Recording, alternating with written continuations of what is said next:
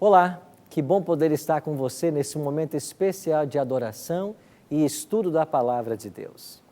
O que acabamos de ouvir acerca da história da queda de Jericó e da forma como Deus lidou com Acã é um ensino precioso para todos nós. E eu queria convidar você a nós refletirmos um pouquinho mais nessa história. O texto sagrado de Josué, no capítulo 6, versos 17 a 19, assim diz: Porém a cidade será condenada, ela e tudo quanto nela houver. Somente viverá Raabe, a prostituta, e todos os que estiverem com ela em casa, porquanto escondeu os mensageiros que enviamos.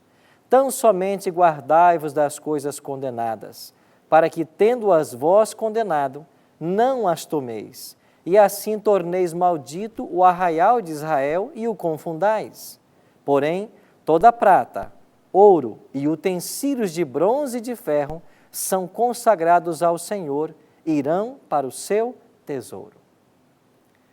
Deus foi muito claro em suas orientações. Jericó era o primeiro desafio para o povo de Israel. O primeiro desafio para Josué, o grande líder que assumiu o comando do povo de Deus após a morte de Moisés.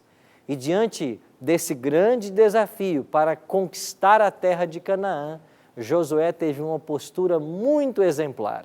Ele buscou ao Senhor em oração. Interessante que enquanto Josué orava, um anjo apareceu para ele, um ser celestial.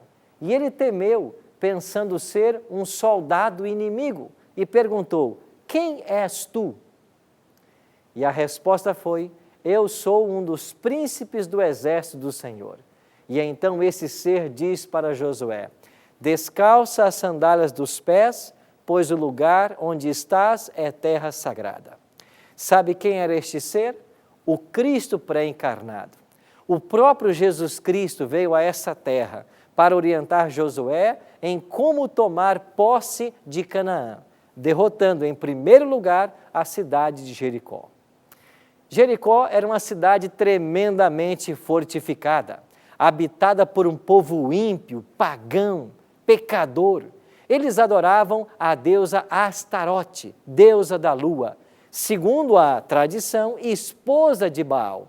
E o culto a Astarote envolvia orgias sexuais. A paciência divina com esta nação havia chegado ao seu limite. Então Deus deu uma clara orientação para o povo de Israel. Esta cidade está amaldiçoada. E Deus diz claramente aqui que ela deveria ser destruída porque estava condenada. A palavra portuguesa condenada é a tradução de uma palavra hebraica chamada heren. E quando Deus dizia que era heren, é que tudo deveria ser destruído. Neste caso, heren tem duas aplicações. Primeiro, tudo deve ser destruído: homens, mulheres, crianças e animais. Segundo, parte daquilo que estava na cidade seria levado para o templo do Senhor, para a casa do tesouro: ouro, prata, bronze e ferro. Dessa maneira, Deus orientou o seu povo para que ele agisse da forma correta e a vitória viesse. Então Deus passou a orientar Josué como ele deveria atacar a cidade e destruí-la. A orientação foi clara. Você, Josué, vai colocar primeiro os homens de guerra à frente da batalha. Em seguida virão 7 sacerdotes com 7 trombetas de carneiro. Depois a arca da aliança e, finalmente, as 12 tribos, cada uma debaixo do seu estandarte. Você deverá rodear a cidade na madrugada, uma vez, sem que ninguém fale nada, e voltem para o acampamento. Façam isso 6 vezes. Mas quando chegar no 7º dia, vocês rodearão a cidade 7 vezes. E depois que rodearem 7 vezes, os sacerdotes tocarão as trombetas. E quando as trombetas forem tocadas, o povo deve gritar. E o povo, quando gritar, as muralhas cairão. E então os soldados deverão invadir Jericó e tirar a vida de todos, com exceção de Raabe, sua família e aqueles que estiverem dentro de sua casa. Josué obedeceu à ordem divina. No primeiro dia, eles rodearam a cidade em silêncio, voltaram para casa. Isso se repetiu por 6 dias. E os moradores de Jericó acharam muito estranho aquela atitude. Ao mesmo tempo, começaram a temer, porque eles já haviam ouvido falar de como o Deus desse povo, o Deus de Israel, abrira o Mar Vermelho e parara o fluxo das águas do Rio Jordão para que esse povo chegasse até a terra de Canaã.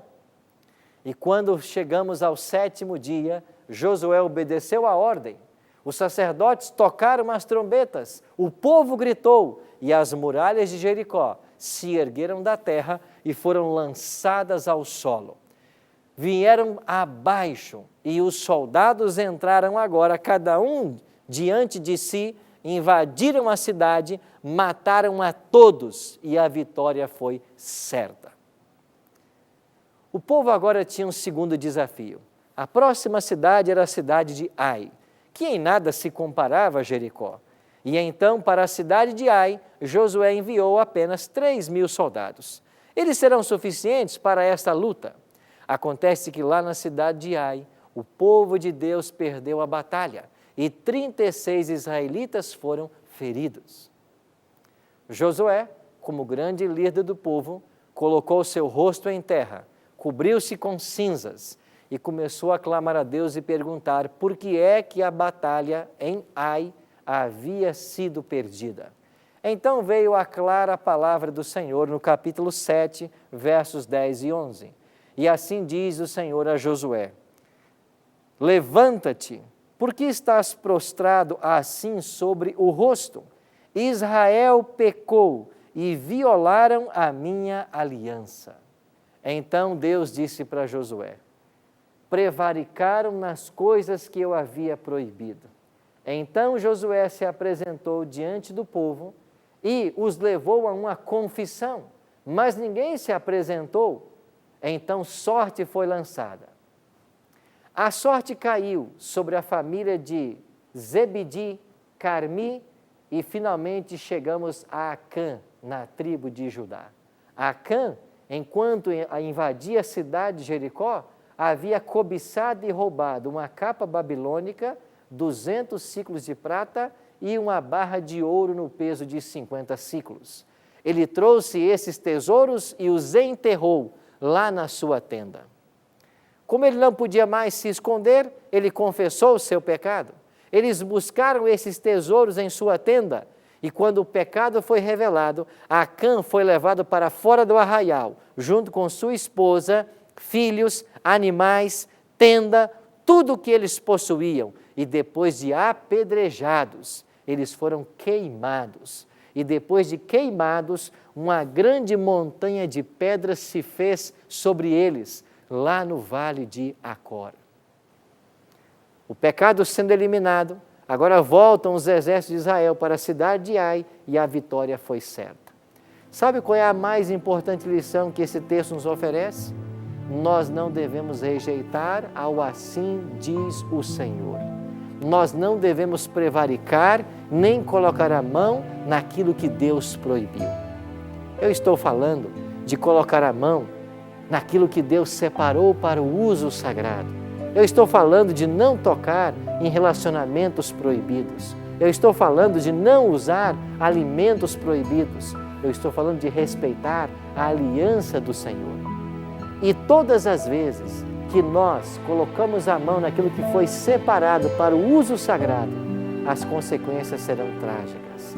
Por isso, amigo, se eu e você, até aqui, temos prevaricado, temos colocado a mão naquilo que não deveríamos ter colocado, fizemos uso pessoal de dízimos ou ofertas, agimos de forma impensada, o conselho divino é para nós. Levanta-te, põe em ordem a tua casa e as coisas se resolverão. Deus tem uma grande bênção para mim e para você. Agora, esta bênção, ela é condicional a ouvirmos as orientações do Senhor. Por isso que nesse dia, eu e você possamos ouvir a advertência da palavra de Deus e não colocar a mão naquilo que é sagrado. E ao respeitarmos os princípios da palavra de Deus e sermos fiéis em suas orientações, a bênção virá à nossa família. Se esse é o desejo do seu coração, ore comigo então. Pai querido, obrigado por essa história que nos ensina a não prevaricarmos, a não colocarmos as mãos naquilo que é sagrado, naquilo que o Senhor separou para o seu tesouro, para o ofício e a pregação do Evangelho. Por isso, Pai Santo, ajuda-nos a colocar a nossa vida em ordem e a respeitar as Tuas orientações. É em nome de Jesus que nós te oramos. Amém.